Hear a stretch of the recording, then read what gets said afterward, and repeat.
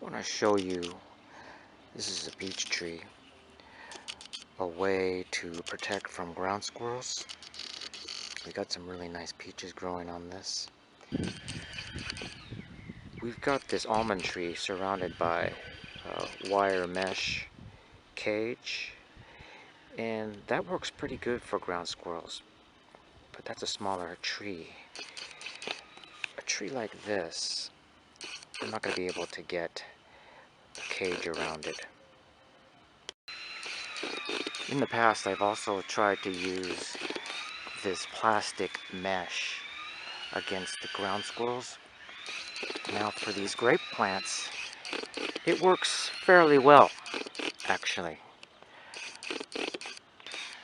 But on a peach tree, I found it didn't work.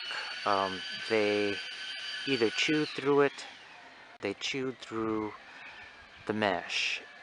Probably because they're very attracted to the peaches. And they're not so attracted to the grapes. They do attack the grapes to some extent, but not severely. So this plastic mesh does work for the grape plant.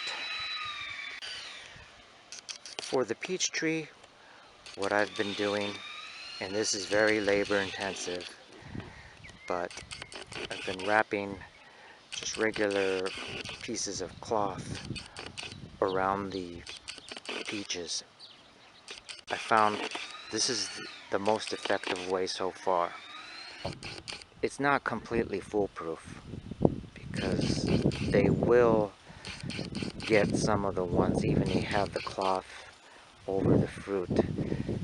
Some of them they will get, but it really does deter them from devastating the entire tree. So, you know, I don't mind that. Let the wildlife have some of the fruit, and you know, and hopefully I can get as much as I can. This is what I use to cover the fruit. I just take some old sheets, old clothing, and I've got plenty of that.